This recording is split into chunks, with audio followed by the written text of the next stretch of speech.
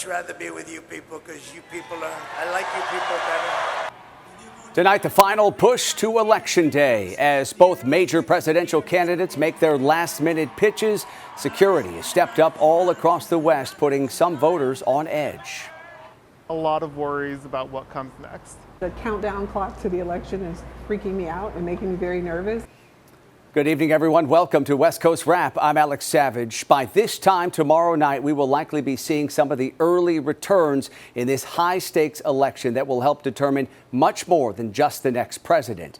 And in West Coast battlegrounds, tension over the election is prompting new levels of security. The Department of Justice says it will have poll monitors deployed in some parts of Arizona and Nevada tomorrow. Extra security also in place at the state and local level in the Pacific Northwest.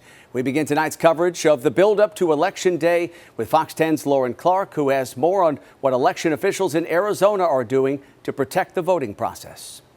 In this press conference today wasn't just for locals. Maricopa County officials very aware of the intense scrutiny the entire state and county is under. They credentialed over 650 members of the media, some from across the nation and world, including countries like Japan, Estonia, and Australia. They are confident that they have all the resources necessary for tomorrow.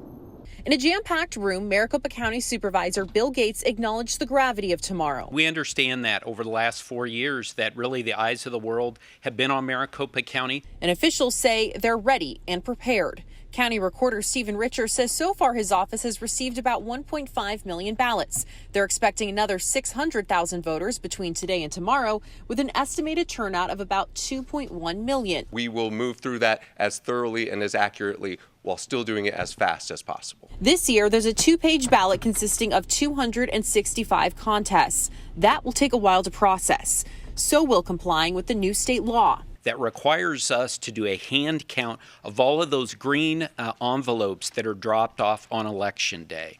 So as was mentioned earlier, we won't be able to, the memory cards will not be able to come in to our tabulation center until we've completed that. While warning that lines tomorrow could be high during peak times, Assistant County Manager Jack Shira emphasized they have more resources than ever before.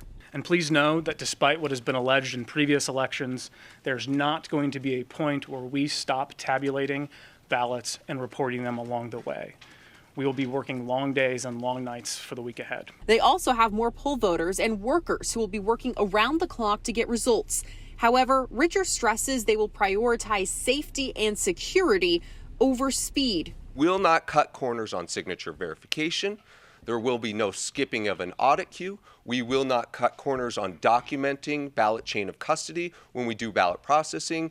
As for security, Maricopa County Sheriff Russ Skinner said threats or intimidation of any kind would not be tolerated. Do not cross a line. There's a difference between First Amendment freedom of speech and committing a crime.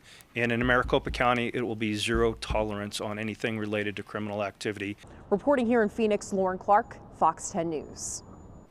Washington Governor Jay Inslee will keep some National Guard members on standby all throughout this week. He calls it a purely precautionary measure following last week's burning of ballot boxes in Vancouver, Washington, and Portland, Oregon.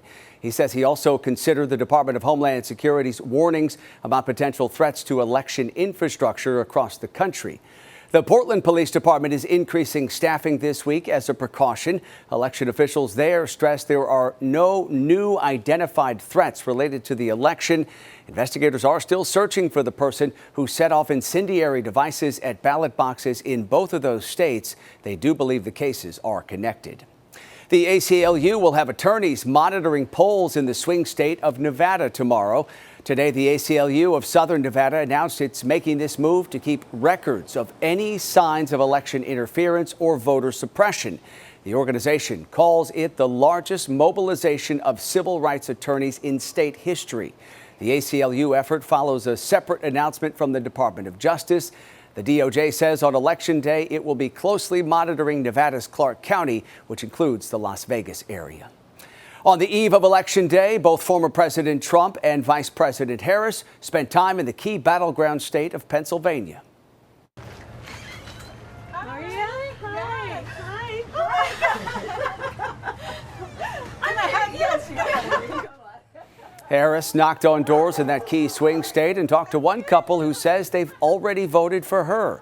She thanked them for their vote and told them about her focus on finding common ground and bringing people of different views together. Earlier, she told a crowd in Allentown about her plans to bring down the cost of living. My plan will be about cutting taxes for workers and middle-class families and small businesses, lowering health care costs, including the cost of home care for our seniors. The Harris campaign says she will end the day with a star-studded concert on the steps of the Philadelphia Museum of Art, made famous, of course, in the movie Rocky. That event will feature Lady Gaga, Ricky Martin, and Oprah Winfrey. Former President Trump hopscotched to 3 different battleground states today. Trump spoke to supporters tonight in Pittsburgh after holding events in North Carolina. His speeches leaned heavily into the border and immigration. And Trump said on day one he will tell the president of Mexico he's imposing steep tariffs on all imported goods from that country if she does not stop the flow of migrants into the U.S. We do not have to settle for weakness, incompetence, decline, and decay. With your vote tomorrow, we can fix every single problem our country faces and lead America. Trump plans to close out the day with a late-night rally in Grand Rapids, Michigan. Across the country, a lot of voters are feeling anxious about the outcome of this presidential election. As Fox 12's Riel Creighton shows us, people in Portland are worried about a repeat of the violence that broke out back in 2016. A lot of worries about what comes next. It's taking a toll. It's almost tribal at this point. And for Sherry Dunn, the pressure is building. The countdown clock to the election is freaking me out and making me very nervous. Like you hear like 7 days, like, 6 days, oh my gosh, like I can't take it. Like I can't hardly take the lead up. A lawyer and an author, she recognizes when anxiety is too high. But managing that in this moment is another story. Feelings of fear that make even thinking past Election Day difficult. I don't want to think about something that happens on November 8th because then I have to think about November 5th. If I think about November 8th because I have to go past the 5th to get to the 8th. It feels like there could be devastating consequences. Worry at an all-time high. The one thing done. One of the things I'm still wondering is where the best places to put signs are that won't get slashed. And Matthew Barron, secretary for the Multnomah County Republican Party, agree on. I have not had a sleepless night, but I had lots of prayer. Barron hears about the anxiety among friends in his community. Things I think that would affect our economies, affect our values. Between Dunn and Barron, a shared belief that there could be permanent damage to the country if their candidate does not win. And they are the majority. Among the 77% of Americans that, according to the American Psychological Association, said the election was a significant source of stress in their lives. Tension that's perhaps nowhere higher than it is in downtown Portland. Flash back to a flash of violence in 2016 when peaceful protests gave way to what Portland police deemed a riot. The price paid, more than $250,000 for one Toyota dealership. Buildings defaced, windows broken, and all more than $1 million in destruction. Fallout in the wake of a Donald Trump victory. Business owners bracing for this November 5th. We came in after we saw the news on the TV after midnight that this area especially was being hit. We jumped in our car, came down here, and we had to chase people out of the store. It was an experience I hope we never have to experience again. It was terrible. The owner of this local jewelry store says that since 2020, they have upped their security. The Chase Bank near Pioneer Square boarded up days in advance. Marrakesh Mint Green Tea. For John Bergbacher, there's a real powerhouse of wellness. Owner of a small specialty tea shop on Broadway, there's a keen awareness that his store is on the main thoroughfare where people often come to show their disappointment. I can imagine there being some disruption despite who wins on either side. Either way, somebody's going to be upset. And that was Fox 12's Riel Creighton reporting for us tonight from Portland. Last week on this show, we highlighted key U.S. Senate races in some of the western battleground states. Tonight, we're taking a closer look at the Senate race in California. Democratic Congressman Adam Schiff is squaring off against former Dodgers star and Republican Steve Garvey. The two men are hoping to fill the seat that was long held by the late Senator Dianne Feinstein, and they're getting their message out in different ways in the final stretch. You know, what's happened in terms of the economy and inflation, the amount of crime that's rampant, the border, the existential crisis there. Reducing the cost of housing, attacking homelessness, bringing down the cost of food and groceries, but also protecting our democracy. An average of polls analyzed by the New York Times shows Schiff with about 58% support and Garvey with about 35% support. And you can head to our website to stay on top of all the major election headlines across the West here as we head toward Election Day. Our online coverage includes details of a court ruling that came down just today that affects the election in Arizona. Of course, a very important swing state. Coming up tonight here on West Coast Wrap, many first-time voters say they are eager to cast ballots. Tonight, we'll take a look at election season from their point of view. Plus, striking Boeing workers have just finished voting on a contract offer from the company. When we could learn the results of that vote and when this work stoppage potentially could come to an end. And a live look here at Denver, Colorado, where a major storm is expected to drop feet of snow over parts of the state. Have a look at what we can expect here as well as the rest of the West coming up. We're following a developing story tonight that affects tens of thousands of Boeing employees across the Pacific Northwest. Voting just ended minutes ago on a new union contract for Boeing machinists. About 33,000 have been on strike for over 50 days now. Boeing is currently offering a 38% wage increase over the next 4 years, a $12,000 ratification bonus, and a 401k employer match up to 8%. If employees do ratify this contract, members will be back at work by next Wednesday, November 12th. 64% of the people who voted it down, and I think those are the 64% of the people who've been there at the company for more than 10 years or so. So they can afford to take the time to, say, oh, well, I'm just going to sit this out. I need to work. I got a child, I got car payments, I got rent, so everybody has a different situation. I voted no. There's still quite a few things in there that weren't in there, like the vacation and stuff they didn't address. So I didn't like the threats that they made to us, on this contract to vote yes on it, or else they're going to start taking stuff away. And we are expecting to learn the results of that contract vote later tonight. And we, of course, will continue following that developing story. For the second time in 3 days, a coastal community north of the Bay Area is facing a tragic boat accident just as recreational crab season gets underway. The latest emergency happened this morning off the coast of Bodega Bay. One boater was killed and a second remains missing tonight after their boat capsized. And on Saturday, a boat carrying 6 people on a crabbing trip capsized in that same area. The water temp is cold. It's about 54 degrees right now. And with changing currents, those ocean conditions can change really rapidly. So you can get people who are familiar with the ocean in trouble really, really quickly. Saturday's accident came on the first day of the recreational Dungeness crab season. Authorities say an 11-year-old boy survived after that boat overturned. The body of a teenager was found later in the water, and authorities say tonight 3 adults and 1 child remain missing. The search for them has been suspended.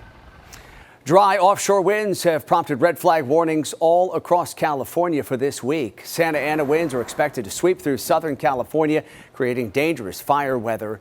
Riverside and Los Angeles County fire departments have pre-positioned some extra fire engines as a precaution. Those extra 5 engines does a really good amount of damage up front, so we can just come in and kind of clean up the rest of it.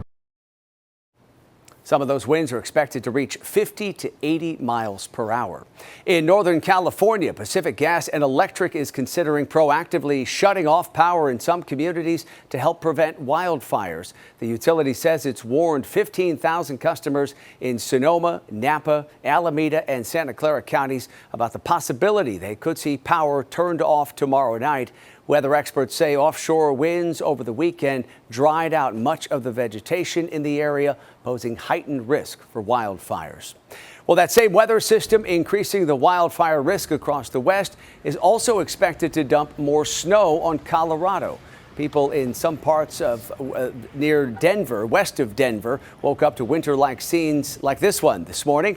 Drivers in this region are being warned about the potential for icy road conditions. For more, let's bring in KTVU meteorologist Rosemary Orozco, who is tracking the conditions all across the West. Rosemary? Yes, Alex, it's the path of the storm that is creating fire danger in California and getting ready to dump feet of snow over areas of Colorado in the coming days. Here's first a look over Seattle, where a soggy day for many parts of Washington. The high in Seattle today, only 55 degrees.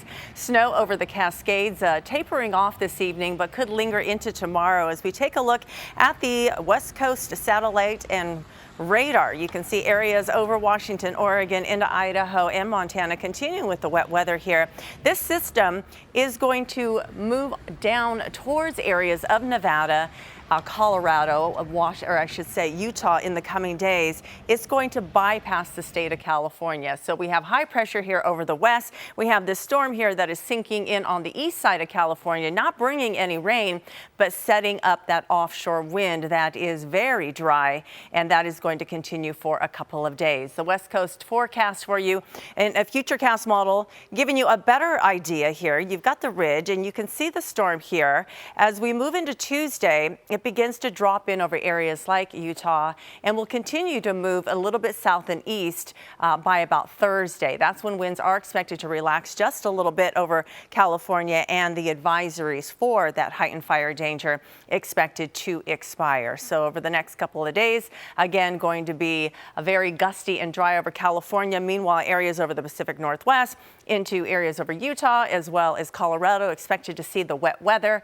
and a good amount of snow. Let's talk about the advisories, because the shades of purple indicating winter storm watches and warnings and advisories for winter travel that will continue into tomorrow, both over areas of the Pacific Northwest and the Intermountain West. But then we come over towards California, and this shade of red here is the heightened fire danger and the red flag warning, not only for areas of Los Angeles and into Ventura as well as Santa Barbara, but the Bay Area and the Sacramento Valley, and that will last until Thursday.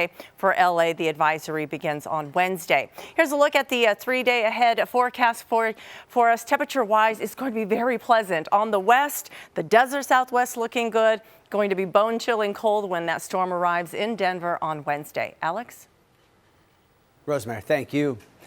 A post on X shows people paying their respects to legendary music producer Quincy Jones, leaving flowers and other items at his star on the Hollywood Walk of Fame. Jones died overnight at his home in Los Angeles, surrounded by family. He produced the best-selling album of all time, Michael Jackson's Thriller, and the award-winning film The Color Purple. He also collaborated with many performers, including Ray Charles and Frank Sinatra. Many fans believe future generations will gain an understanding of his legacy through his music. I feel so sorry to hear this bad news that he passed away. Good music over the years. His legacy will live on through his music and through the producing and through his kids that are actors. I mean, he will be missed. There is no word yet on the specific cause of his death. Quincy Jones was 91 years old. Coming up here on West Coast Wrap tonight, food truck drivers in Utah put competition aside and they unite for a good cause. Coming up, see how they're helping some of the most vulnerable people in their community. And newly naturalized U.S. citizens on the verge of making part of their American dream come true. We have their take on voting in this presidential election. A Silicon Valley leader in artificial intelligence is poised to replace Intel on the Dow Jones Industrial Average. Santa Clara-based computer chip maker NVIDIA is valued at $3.3 trillion, making it the second most valuable publicly traded company behind Apple. Known for its AI and high-performance chips, NVIDIA's inclusion highlights the rising influence of tech in today's economy. NVIDIA is due to join the Dow Jones on Friday. Investors appear cautious ahead of tomorrow's election and the Federal Reserve's decision later this week on whether to cut interest rates. Most analysts expect the Fed will cut rates another 0.25% as inflation continues to make progress toward the Fed's 2% goal. Today, the Dow was down 257 points, the Nasdaq fell by 60 points, and the S&P 500 gave back 16 points. An L.A. County suburb is being sued by the state for allegedly violating California's fair housing and anti-discrimination laws. The lawsuit is in response to the city of Norwalk extending its temporary ban on new homeless shelters and emergency housing. City council members in a recent statement said Norwalk has done its fair share to address the homelessness crisis, but previous state programs, including one that puts homeless people in motel rooms, have led to public safety concerns. A group of Utah food truck operators are teaming up to help those in need. Fox 13's Scott McCain shows us how they're helping the most vulnerable people in their community as temperatures fall. Ruben Salian and several of his fellow food truck operators say they feel very blessed by all the community support they've received over the past few years, and they want to give back. I'm Fox 13's Scott McCain. So for the third year in a row now, they will be donating hundreds of free meals to folks in our community who are unsheltered, and at the same time give a break to some of those who work at these homeless shelters on a daily basis. Now, for the past 2 years, they've done this right around Thanksgiving. A half dozen or so food trucks serving up hundreds of meals to people at 4 different shelters. But this year, they decided to add a 5th shelter. And they're moving up the date to November 4th. So they're gathering warm clothing as well and other items for those who are unsheltered for when our weather gets colder. Ruben says, basically, if you can spare it, please share it. We're pretty much just asking to see if the public can help us out with any, old sweaters, old coats that you guys aren't using. We have 8 food trucks out here in Salt Lake City that if you guys see them this week, go ahead and drop off, a bag of things that you just aren't using that, maybe somebody else can use. Those 8 trucks will be taking part, including Bombdilla, Yoshi's, and Cluck Truck. And Ruben says in all, they'll be distributing at least 1,300 hot meals. In Mill Creek, Scott McCain, Fox 13 News, Utah. Finally, tonight, some perspective on tomorrow's election from some of the newest U.S. citizens living here in the West. I hereby declare on oath A ceremony in Los Angeles made 9 immigrants naturalized U.S. citizens last week. Some of them say they are eager to have their voices heard by casting their first vote for president. I'm going to vote for Kamala Harris, mainly because of women's rights, and I stand with all the women's rights and the freedom to choose what you want for your life. I would love to vote for Donald Trump. It's just seeing how the Democratic Party has evolved. It's kind of scary to me. I just don't support it anymore.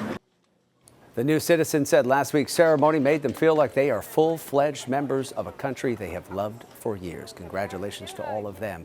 That does it for West Coast Wrap. Have a great night.